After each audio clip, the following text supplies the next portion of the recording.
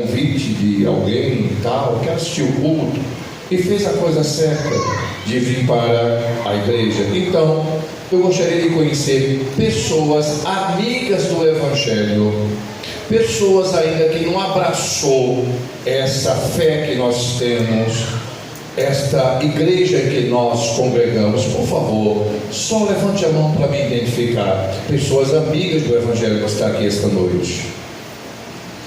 Tem alguém entre nós que não é evangélico, está aqui a convite?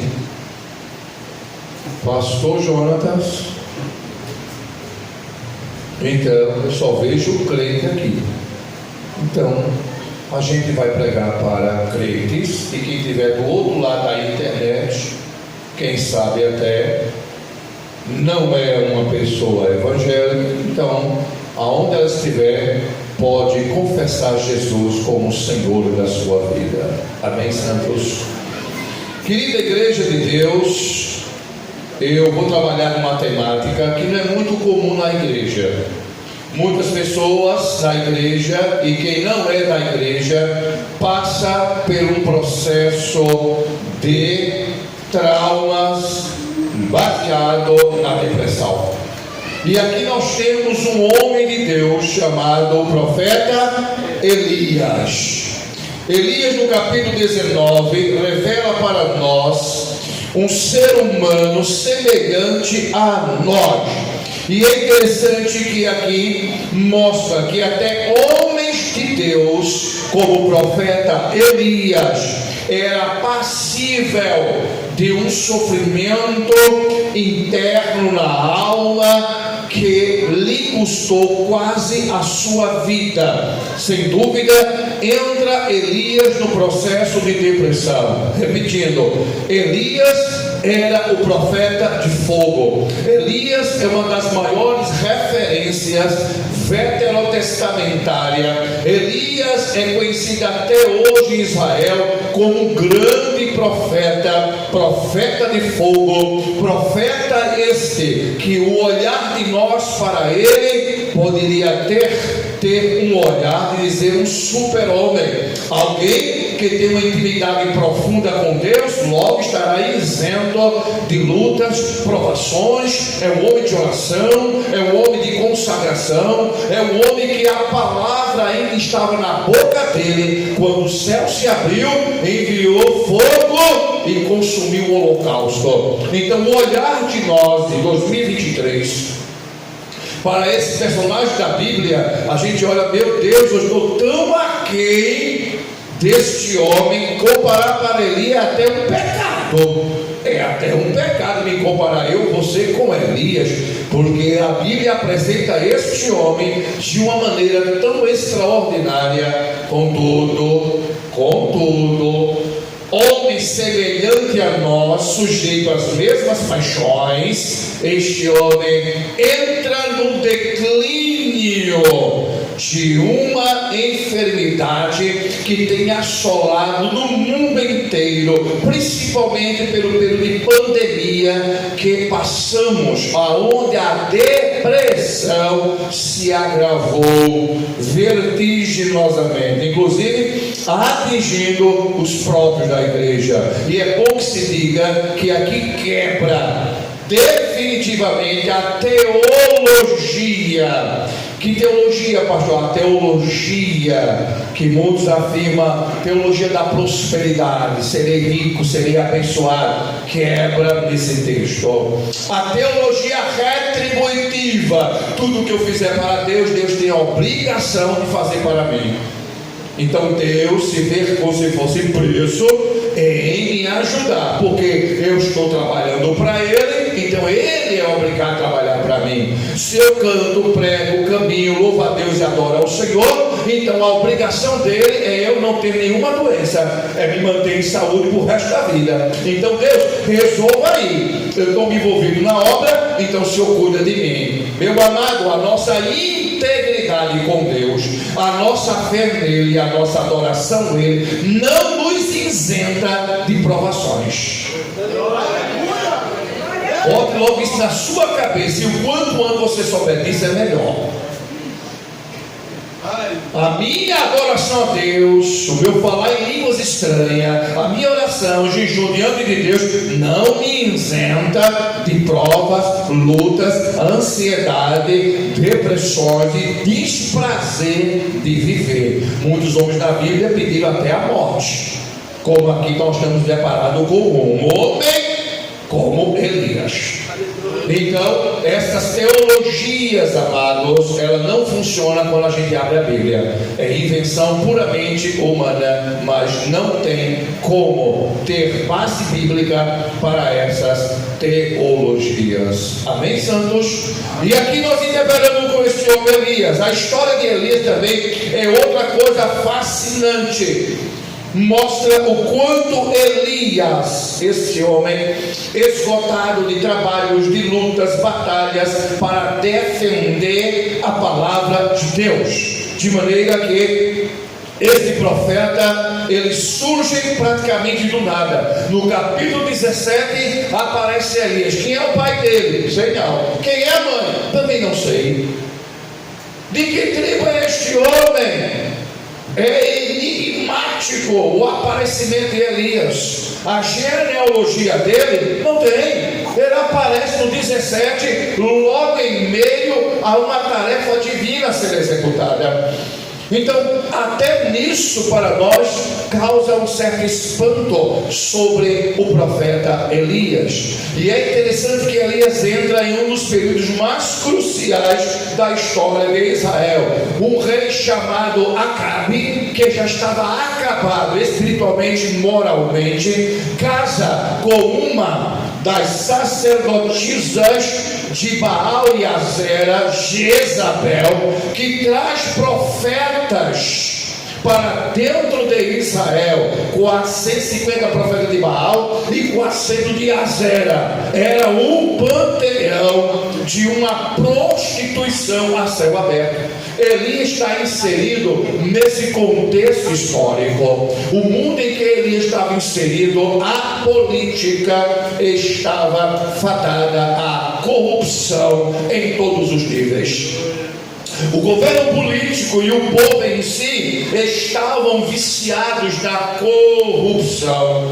O ponto de vista espiritual da religiosidade judaica, havia o sincretismo religioso, a apostasia tomou conta, de maneira que já não adorava mais ao Senhor. O povo seguia a Baal e seguia a esposa de Baal, que era sua irmã, chamada Azera, ou Astarote, ou está.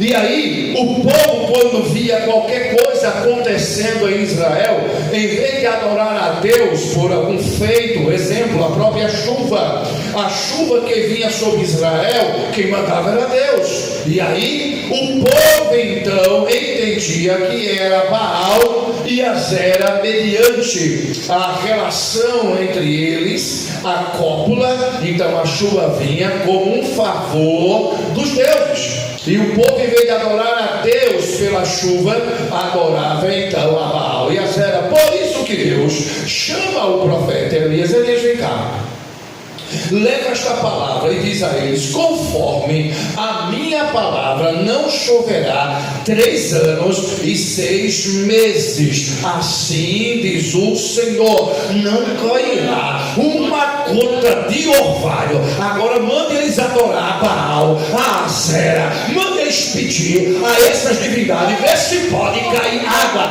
porque se eu cerrar os céus, aleluia, não cairá uma gota d'água, porque eu mando no céu, eu mando na terra, eu mando em tudo, porque todo o domínio da natureza está nas minhas mãos.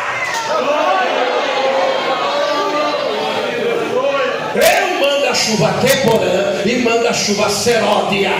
Se eu encerrar, não tem cão, não tem demônio, não tem profeta do inferno que faça cair uma gota de orvalho.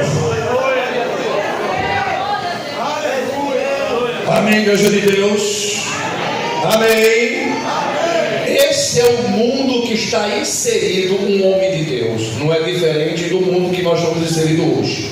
Corrupção para todo lado, A religiosidade muito já está para lá do que para cá. Muita gente já não tem a Bíblia como regra de fé, vive do seu próprio entendimento religioso. Muitos que batem o peito e dizem que é evangélico, na verdade não tem nada de evangélico e cristão. Então o tempo de Elias não é tão diferente como o tempo de hoje, do ponto de vista da corrupção política e da apostasia religiosa. No entanto, em meio a tudo isso, irmão, ele está lá, é corrupção de um lado, é apostasia do outro, e nisso tudo ele chama para um duelo, uma batalha dos deuses. Ele chega a um momento em que desafia os profetas de Baal. E todo mundo sabe que no capítulo 18 tem uma batalha interessante, quando ele chama para esta batalha. E aí, meu querido, é sobre essa batalha que nós vamos tratar a sintomatologia da depressão do profeta Elias. Quem quer aprender, diga amém. Então, queridos, a primeira coisa que nós temos aqui na sintomatologia de uma depressão, primeiro, Elias teve medo. Repete, Elias teve medo. Sobre a vida do profeta Elias, do que houve nele, a gente aprende hoje para não passar por onde ele passou. Primeira atitude para entrar num processo de depressão: medo. Elias teve medo. Mas por que, pastor? Ora, o homem que matou quase 150 profetas ao fio da espada, eu estive em Israel e lá tem um monumento a Elias, e eu preguei nesse monumento a Israel em Elias, e lá dava para ver o ribeiro de Bison, aonde ele matou os profetas de Baal. Elias ali ganhou uma notoriedade impressionante. E todo o povo, vendo ter fogo do céu, disseram: só o Senhor é Deus, só o Senhor é Deus. E os profetas de Baal ficaram sem ação. Pega todos eles, pega todos. Não escapa ninguém. Profeta mentiroso tem que morrer. A alma que proferir mentira morre. Ainda mais profeta que não era judeu. Pegou 400 profetas. E a Bíblia diz que Elias matou 450 profetas. Aí você olha assim: meu Deus, o nível de espiritual desse homem estava lá em cima, o nível de intimidade com Deus, porque a Bíblia diz, a palavra ainda estava na boca de Elias, traduzindo, nem terminou de orar, Deus disse: está bom, Elias, eu já vou mandar fogo agora. E o povo vendo aquilo ali e disse: meu Deus, é Deus no céu e Elias na terra. Aí você olha: esse homem é um super-homem, esse homem nada atinge ele, esse homem é uma atitude invejável. De repente,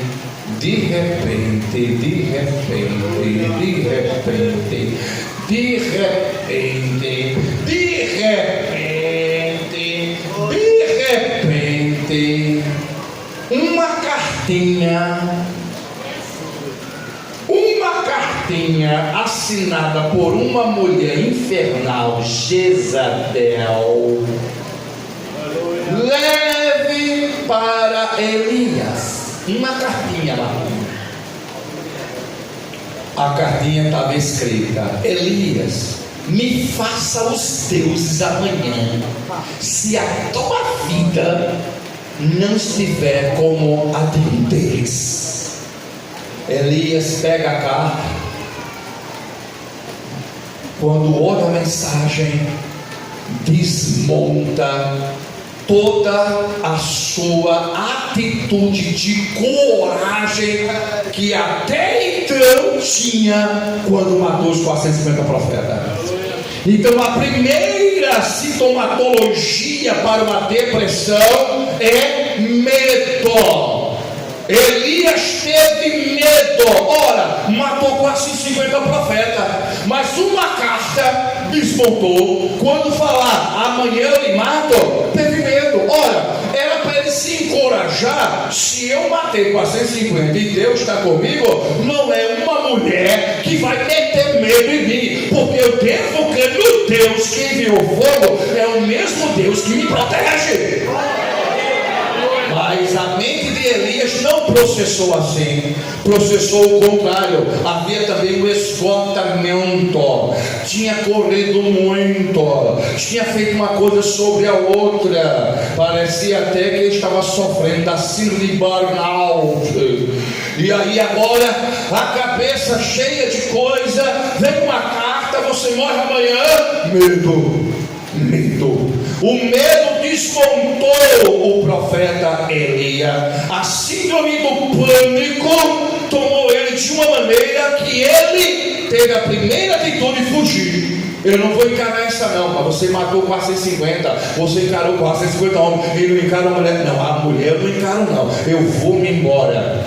Tomou conta a síndrome do pânico. Hoje, segundo a OMS, são cerca de 500 milhões de pessoas que sofrem da síndrome do pânico, que é a ponta de iceberg para depois entrar nesse processo de depressão. Isso fez com que Elias tivesse medo e aí fugisse como profeta com medo de uma carta de uma mulher. Porém, para quem tiver medo aqui diante de qualquer situação, tem dois textos poderosíssimos para você. Primeiro está lá no livro de Salmos, capítulo número 9, versículo 9. O Senhor é o nosso alto refúgio em tempo de angústia. Naum, capítulo 1, versículo 7. O Senhor é bom, uma fortaleza no dia da angústia, e sabe os que nele se refugiam. Teve medo? Desça na presença do Senhor. Teve medo? Peça a proteção do céu. Teve medo? Olhe para Deus como alto refúgio e fortaleza e socorro bem presente na hora da angústia. Amém, igreja? Amém, igreja? Amém. Aleluia, glória a Deus. Esse é o primeiro sintoma, medo. Só que aí o medo vai também ter outro problema. E aí vem o segundo sintoma da depressão, a autopiedade. A autopiedade é aquele sentimento de coitadinho. Só eu sofro, só eu levo pancada, eu sou o menor, tudo sobra para mim. E tem gente com esse sentimento. Todo mundo me marca, todo mundo me quer mal, ninguém gosta de mim. Elias entrou num processo agora, pastor, da autopiedade. Ele começou a dizer para nós, lá no versículo 4, não sou melhor do que meus pais, como se nós conhecêssemos os pais dele. Quem é o pai dele? Alguém conhece aqui? Tem algum milagre que o pai dele é feito? Alguém conhece alguma história? Aí ele fala assim, não sou melhor do que meus pais. Ele entra nesse processo da autopiedade, e aí vem agora o isolamento, uma outra atitude para definhar na depressão. Se isola. E olha o que a Bíblia ensina para nós. Quem é da área de psicologia aqui, irmão, vai se maravilhar. Veja, para quem está na depressão, ele escolhe estar com muita gente ou sem ninguém? Muita gente ou sem ninguém? Elias tinha um moço. Elias tinha um moço ou não tinha? Tinha, estava lá o moço com ele. Primeira coisa que Elias fez, teve medo. Segundo, autopiedade. O que foi a autopiedade? Ah, meu Deus, eu não sou melhor do que meus pais, todo mundo me quer mal, todo mundo quer me matar. Aí o que ele fez? Meu moço, fique aqui, e foi embora para o deserto. A hora que ele mais precisava de um amigo, porque quem está no processo de depressão precisa de ajuda. Ora comigo, caminha comigo, não me deixa só. Na hora que ele mais precisava lá, moço, fica aí. Veja, ele foi de encontro àquilo que poderia ajudá-lo, porque o isolamento leva você a aprofundar ajudasse na depressão, quando você poderia ter um pastor para lhe ajudar, a mãe, um pai, um amigo, para que pudesse dar a você um apoio, uma ajuda. E as pessoas, em vez de recorrer a esse recurso humano, preferem: não quero conversa com ninguém, hoje não estou para atender ninguém, não quero conversa, eu prefiro estar no meu quarto. Meninos jovens com depressão dentro do quarto: não atendo ninguém, eu vou viver aqui mesmo, a minha vida não tem tanto significado assim. Começa a autopiedade. Elias estava nesta autopiedade, sozinho no deserto. Eu não quero ninguém preocupado comigo, porque eu em si não sou melhor do que ninguém.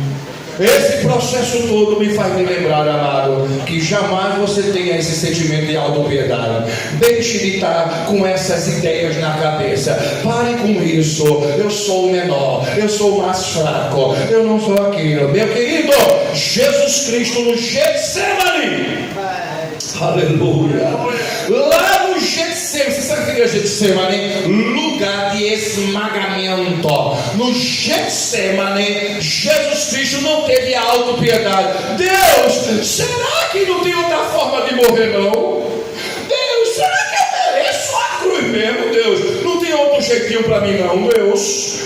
Jesus nada disso questionou, não cometeu o erro da autopiedade, simplesmente sozinho no Getsemane dobrou seu joelho e começou a orar a Deus. O médico Lucas, que olhava através da visão de quem viu Jesus Cristo ali, a Bíblia diz que ele começou a suar e depois a mesmo a sangrar, ou seja, sangue e suor se misturaram. A dor psicológica, o trauma foi tão profundo que ele teve hematitrose. É quando a base capilar do tecido subcutâneo rompe, milhões de vasos sanguíneos rompem e mistura gotas de sangue com as glândulas sudoríparas, e aí ele passa a suar sangue e suor. A dor foi tão intensa que Cristo, como diz, assim mesmo levanta, eu vou encarar a cruz do Calvário, porque foi para isso que eu vim, e é lá na cruz que eu resgatarei a humanidade. E ele diz: eu sozinho pisei no lagar. Eu estive lá, pastor, eu preguei lá no jardim do Getsemane, aonde Cristo tinha tudo ali para dar errado. Por que para dar errado, pastor? Porque ali ele tinha que tomar o cálice da ira de Deus. Ali estava o pecado de toda a humanidade, mas ele encara, olha para a cruz e enfrenta, ainda que eu morra. Aleluia! Não temerei a nada, porque eu tenho o poder de restituir a minha própria vida. Glória ao nome do Senhor Jesus. Está escrito lá em Isaías 53:5: mas ele foi ferido pelas nossas transgressões, moído. O castigo que nos traz a paz estava sobre ele, mas sobre as suas pisaduras nós fomos sarados, nós fomos curados, nós fomos perdoados. Oh, glória a Deus! Uma das partes da depressão é essa ideia: ninguém gosta de mim, eu sou o menor, não sou melhor do que ninguém. Aí começa a se isolar. Foi o caso de Elias, partiu para esse processo. Não faça isso. Não procure o quarto como lugar de refúgio para se isolar das pessoas. Não procure espaços fechados para dizer que não atende ninguém. Na hora que você sentir assim, só procure uma coisa: procure os céus. Lá está o Senhor. Peça socorro a Ele, porque Ele é o Senhor para lhe dar o auxílio necessário. Certo dia uma irmãzinha me pastor, só tem eu e Jesus. Minha filha, a senhora está com Jesus? Ora, Cristo, quem está com ele, minha irmã, está com a maioria. Aleluia. Quem tem Cristo na vida, com Cristo você não está só. É somente eu e Jesus. Que maravilha, minha irmã. É você e Jesus. É melhor do que toda a maioria. Com Cristo é a melhor companhia que você pode ter. Diga amém. Terceiro sintoma da depressão. E esse aqui, meu irmão, é terrível. Sintoma da autodestruição. Aqui já vai entrar na parte do suicídio. A autodestruição, sentimento de suicídio, a mente passa a desenvolver esse mecanismo para a autodestruição. Olha o que ele diz, o próprio Elias: jamais, ó Deus, tira a minha vida. Já basta. Chega, eu já trabalhei demais, já fiz demais da conta, e é hora agora de dar um fim à minha vida. Ora, ele orava ao Deus da vida para pedir morte. Se ele é o Deus da vida, aproveite e tenha vida nele, prolongue sua vida nele, tenha prazer de viver nele, viva em Cristo. Meu Deus do céu, eu vim agora no carro com o pai do irmão Almir. Esse meu pastor, olha no meio, quando eu fui lá, estava uma confusão. O que foi? Alguém ali no viaduto, numa ponte, querendo cometer um suicídio, um engarrafamento grande, e ele lá pula no pulo. Meu querido, segundo a OMS, Organização Mundial da Saúde, são 800 mil suicídios por ano. Meu Pai eterno, como isso é sério, igreja. A coisa é tão séria sobre o suicídio que a cada 40 segundos há um suicídio no mundo. 40 segundos há um suicídio. E todo suicídio que é cometido, 25 fica tentando: morro ou não morro? Tira minha vida ou não tiro minha vida? No Brasil são 28 suicídios por dia, quase 10 mil por ano. Há mais suicídio entre homossexuais, 3 vezes mais do que heterossexuais. Suicídio mata mais do que a AIDS e de que câncer, seja ele qual for o tipo de câncer. Suicídio é algo que o noticiário não pode falar, é algo que ele esconde para não incentivar outros a cometerem suicídio. E a Bíblia Sagrada é contra o suicídio. As ciências sérias não aceitam a hipótese o suicídio, a inexistência de uma interrupção de uma vida, porque Deus é vida, meu irmão. E na Bíblia nós temos pessoas que queriam ter este prazer de tirar-se a própria vida.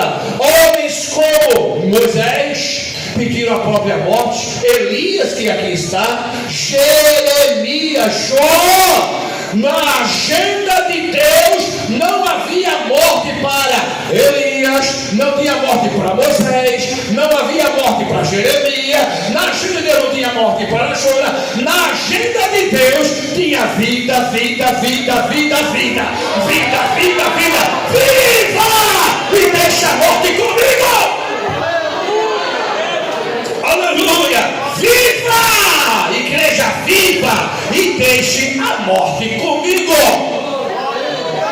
Pastor, eu posso estar aqui? Aleluia! Glória a Deus! Glória a Deus! Glória a Deus! Aleluia! Glória a Deus! Viva! E deixe a morte comigo! Tenha prazer em viver, em meio a lutas, provas, em meio a desilusões, decepções, difamações. Viva, viva. A palavra Deus é viva, a morte pertence a Ele. Glória a Deus, aleluia. Oh, vai me lembrar agora do grande ator hollywoodiano, Robin Williams, o homem que fez as salas dos cinemas do mundo cair na gargalhada com seus extraordinários filmes, como O Homem Bicentenário, O Amor é Contagioso, filmes belíssimos desse grande ator hollywoodiano. Porém, lá em Paradise, onde ele estava, ele cometeu o suicídio. Um homem que fez milhares de pessoas rir, milhares de pessoas sorrir. Agora ele estava triste, e aí não suporta, comete o suicídio. Se tivesse conhecido o Deus da vida, aleluia. Oh, glória a Deus, glória a Deus. Somente Cristo liberta o homem da tentativa de suicídio. E olhe para aqui mais uma coisa boa que eu quero falar para vocês. Havia um homem chamado John Newton. John Newton era um mercador de escravos. Esse inglês ia para a África, pegava negros, colocava no seu navio, partia para a ilha de Mahatma, lá nos Estados Unidos, para trocar negros por garrafa de cachaça. Negociava com a vida de negros lá. John Newton, num certo dia, ele estava indo para os Estados Unidos, singrando o Oceano Atlântico, e naquele oceano, pastor, o navio foi a pique, pancadas de onda de todo lado, o povo teve um medo terrível, outros estavam desesperados. O próprio John Newton, que era inimigo de Deus, diante da inexorabilidade da morte, ele clama a Deus, pois a morte se apresentou diante dele. O pavor naquela hora tomou conta de todos. Naquele momento, quando ele adora o Senhor, Deus livra a minha alma. O navio volta ao seu curso normal. Quando ele chega na terra inglesa, nunca mais quero praticar essas ações em levar negros e vender e trocar. E ele compôs um dos mais belos hinos da história do cristianismo, na escala pentatônica do teclado, as notas escravas pretas e as notas brancas. Ele compõe um dos mais belos hinos da história, o hino Amazing Grace, a graça maravilhosa de Deus que salva. Eu falando assim, pastor, como isso aqui não é esse? Você sabe qual é esse hino? Amazing Grace, how sweet the sound. Oh, graça maravilhosa que salvou um patife como eu, que salvou eu que não sou merecedor de nada. A graça que salva, que liberta, que dá vida, só em Cristo Jesus. Aleluia, glória a Deus, glória a Deus, glória a Deus. Agostinho de Hipona diz: aquele que se mata é um covarde e não sabe encarar as intempéries da vida. Os homens de Deus é contra o suicídio.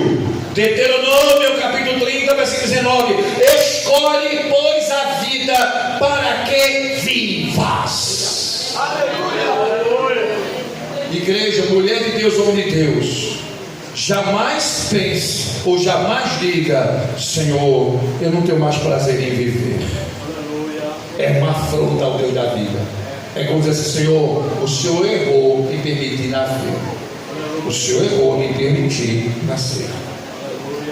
O Senhor errou, Senhor, em me criar. Em meio a tudo é o sofrimento, meu irmão.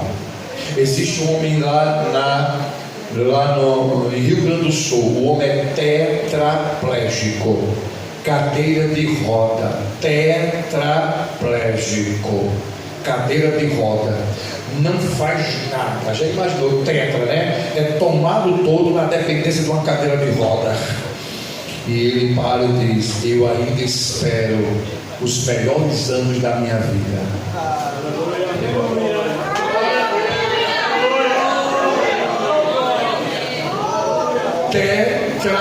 Tetraplégico, eu ainda espero os melhores anos da minha vida. Tem gente que tem os olhinhos, tem a boca, tem os braços, tem as pernas, tem toda a saúde que pode ter, e diz: não tenho mais prazer em viver.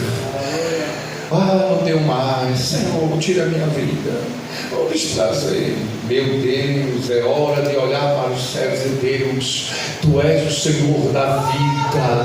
Em meio a qualquer tempestade, Senhor, eu creio em Ti, sei que Tu és o Senhor dela. Em qualquer circunstância da vida, eu sei que Tu estarás comigo. Quem diz amém? Quem diz amém? Aleluia, glória a Deus, glória a Deus. Esses três processos agora, como é que se resolvem? Agora Deus começa o tratamento terapêutico para restaurar a saúde de Elias. Como é que Deus vai livrar alguém que está com medo, a autopiedade? Deus, não sou melhor do que meus pais, tire a minha vida. Aí agora Deus vai entrar no processo de um tratamento para ele.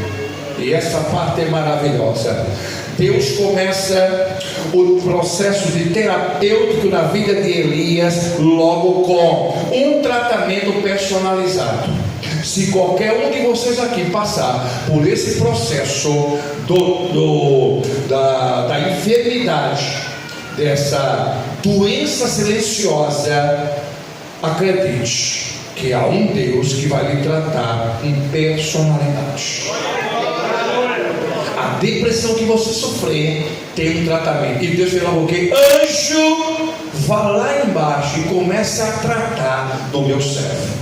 Foi um tratamento personalizado. O anjo desce e toca ali Elias, que estava dormindo. Três coisas o anjo diz: primeiro, levanta. Segundo, come. Terceiro, anda. Levanta, come e anda. Levanta, come e anda. O tratamento personalizado de Deus envia o anjo. Agora preste atenção, isso para quem faz psicologia é uma maravilha, porque o tratamento com quem está com depressão, a primeira coisa é levanta-te.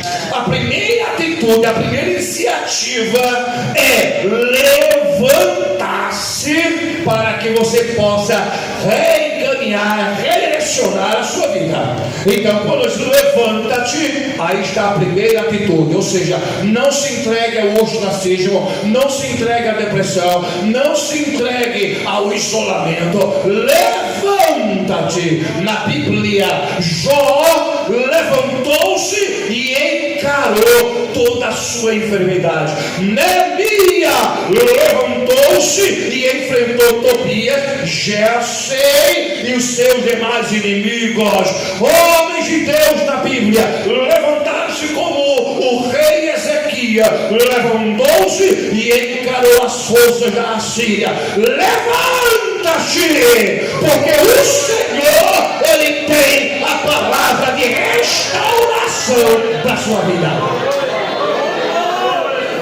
O que não dá é o discurso do coitado. Eu sou miserável, ninguém gosta de mim, é melhor estar aqui mesmo, eu não quero ser perdoado. Não.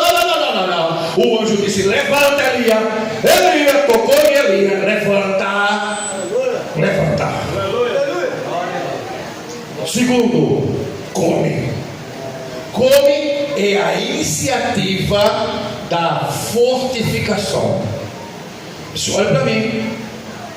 Não pense vocês que eliminar o alimento vai lhe ajudar a superar a depressão. Não quero comer, estou sem apetite. Não faça greve de fome achando que vai resolver o problema da depressão. Não vai. Jesus está, ou seja, Deus está dando uma aula aos psicólogos aqui nesta noite, em dizer que a primeira atitude é levantar e a segunda é alimente-se. Você precisa se alimentar. Para quê? Para ganhar força. Você precisa de força. Você está debilitado. Então levanta-te, come. Come, porque você precisa de forças. Tendo forças, aí vai um passo adiante para eliminar essa ausência de alimento, que é tudo que a depressão quer, que você não coma nem beba. Terceira coisa que o anjo diz: caminha, porque com esta comida tu caminharás. E o caminho de um dia ele caminhou. Caminhar é volte a sonhar, volte a ter projeto, volte a ousar, volte a confiar em Deus, volte a acreditar os seus sonhos em Deus. Nada está perdido. Se alguém quer ver o seu fim, deixa ele com Deus. Se alguém lhe maltrata, deixa ele com Deus. Se alguém diz que você não vale nada, deixa ele com Deus. Mas levanta, come e caminha, caminha, caminha, caminha. É um tratamento personalizado.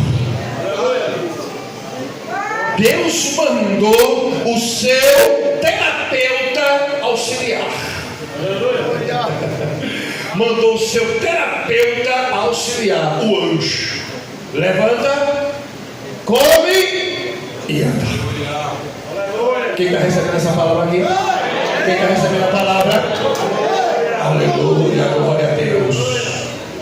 Descanso excessivo, sono excessivo, inatividade leva você a ser incrédulo e não crer mais no que Deus pode fazer na sua vida. Rouba as suas forças e você se entrega a essa inaptidão para as coisas. Por isso que quando Deus viu Elias lá no zimbro, meu Pai eterno, vai se entregar completamente à morte. Eu tenho que fazer uma intervenção, porque não tem certo. O que é que vai comigo? Diga aí. Pegou logo o corvo, leva ali comida para ele. Lá tem a botija de água do ribeiro. Alimenta ele, que vai se entregar mesmo à morte. O tratamento de Deus foi através deste anjo e usou este passo para levar a comida para ele. Queridos, entenda uma coisa: a sua atitude de isolamento, a sua atitude de não querer comer, de reiniciar a sua vida, pode levar você a um fracasso. Então a palavra é esta: levanta, come e anda. Diga amém. Amém. Diga amém. Amém. Segunda atitude de Deus para restaurar Elias e eliminar a depressão. Olha só, Deus elimina o sentimento de solidão. O que tu faz aí na caverna, Elias? Elias achava que estava só eu fiquei. Aleluia. Somente eu. Só sobrou eu em todo Israel. Tem certeza, Elias? Só tem tu crente. Só sobrou tu mesmo. Não tem mais ninguém contigo. Aleluia. O sentimento aqui de Elias era de que a solidão que ele tomou conta. Agora ele estava à procura de uma caverna. E diz a Bíblia, ele passou ali a noite toda. Numa caverna, numa noite, é para dizer: pronto, eu aqui encerro, eu aqui termino. Ainda que a noite possa ser intensa, mas de manhã tem a resposta de Deus para a nossa vida. Não existe noite longa que não se encontre com o seu amanhã. Diga amém. Amém. Aleluia, glória a Deus. Eu gosto dessa parte aqui, como ele vai tratar. Que faz aí na caverna, Elias? Que faz aí? Estou só. Só? Eu estou contigo. Tu aqui não estás comigo. Em todo esse processo, eu estou contigo. Agora falta você estar comigo. Amém, santos? Primeiramente, nós temos um Deus chamado Emanuel. O que quer dizer Emanuel? O que quer dizer Emanuel? Deus conosco. Emanuel está conosco. Acabe com esse sentimento. Acabe com isso. Vai me lembrar de Martinho Lutero, pastor. Me ajude, segura esse menino, por favor. Martinho Lutero foi a maior voz da reforma protestante. E ele estava prestes a entrar na igreja lá em Worms, cidade onde ia decidir se ele ia levar à frente a reforma ou se ele ia abandonar. A pressão vinha de todos os lados. Não faça isso, desista. E meio àquele problema todo, ele sabe o que eu vou fazer? Eu vou orar. Passou a madrugada orando o grande reformador Martinho Lutero. Em 1520, Lutero orava ao Senhor se levaria a reforma à frente ou desistiria. Naquele momento, meu santo, em que ele ora ao Senhor, amanhece, o Espírito Santo escreve, e ele compôs um outro belíssimo hino com o nome Castelo Forte é o nosso Deus. Está na Padre Cristã. Castelo Forte. Pronto. Ele escreve esse hino baseado no Salmo 46. Que salmo é esse, igreja de Deus? Deus é o nosso refúgio e fortaleza, socorro bem presente na hora da angústia. Pelo que não temerei, ainda que a terra se mude para o meio dos mares, os montes se transportem, as águas rujam, há um rio cujas correntes alegra a cidade de Deus. O Senhor está no meio dela e não será abalado por nada.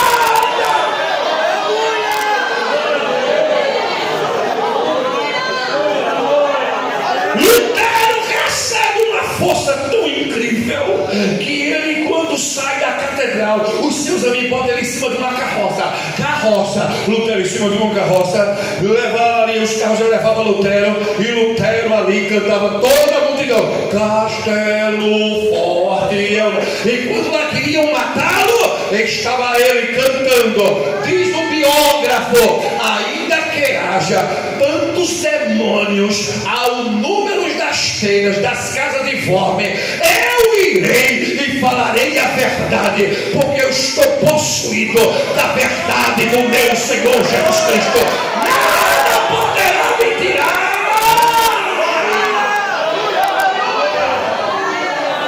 Glória a Deus. Oh, aleluia, aleluia. Glória a Deus.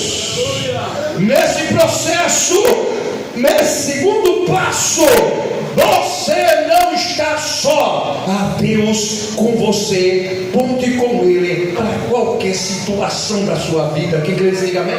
Amém. Terceiro e último passo. Essa é a parte que eu quero chamar a atenção de toda a igreja. Aleluia. Terceira e última parte do processo para restaurar. Isso aqui é perfeito, irmãos.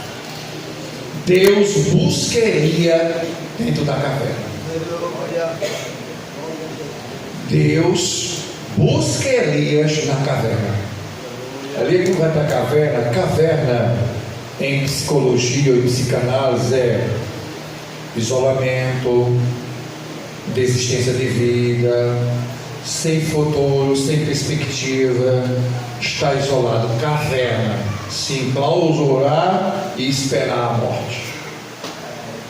Aí Deus diz: Elias, sai! Sai da caverna, Elias. É o Senhor mesmo. Ele mesmo está me chamando. Aí a Bíblia diz que um vento forte naquele momento veio sobre aquele lugar. A Bíblia diz que o vento forte veio com tanta força, fendendo as rochas, as penhas, revirando tudo, e Elias com medo. O Senhor não está nesse vento forte. Daqui a pouco um terremoto, mexendo com toda a estrutura do terreno ali, um passo para trás. Eu vou sair nada?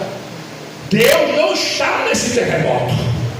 Terceiro, fogo. Veio fogo, queimando tudo ali. Eu não saio, porque Deus também não está no fogo. Quarto, um sísio, um sopro.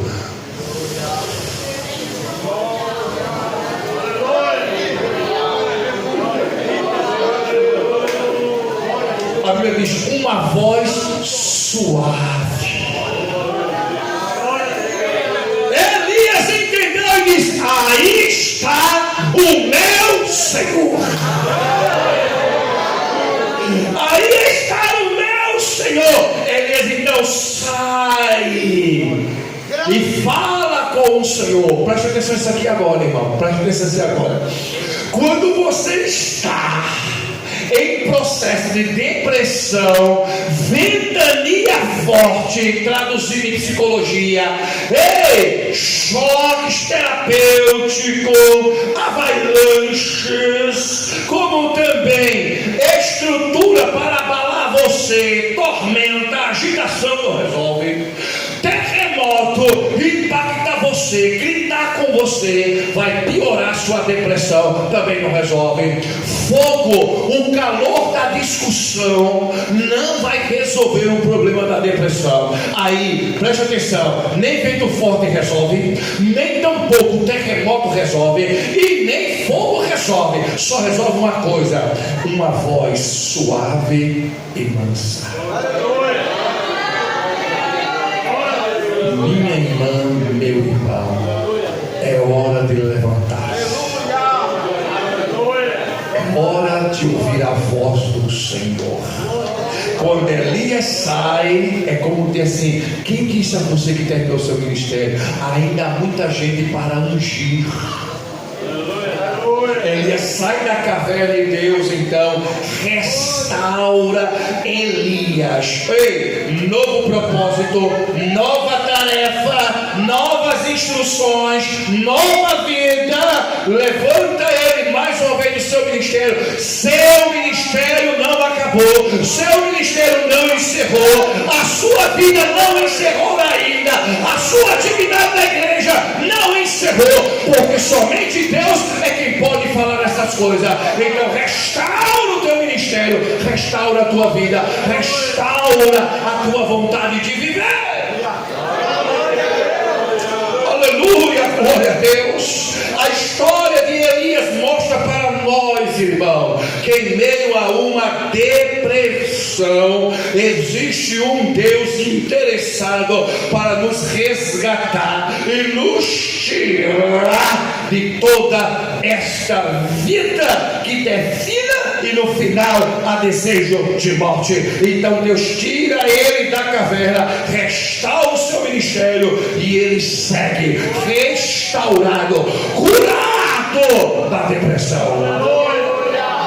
Toda a ciência hoje voltada para a psiquiatria, para a psicologia e para a psicanálise, eles apenas têm instrumentos para tratar superficialmente do dilema e do trauma humano. Eles apenas arranham a superfície da alma do ser humano. Porém, Cristo, que está acima da psicologia, da psiquiatria e da psicanálise, ele não marca consulta para você ir para o gabinete dele, ele não passa receita para você comprar Rivotril ou Apliquetil, ele não passa para você atividades para restaurar você, ele entra e cura.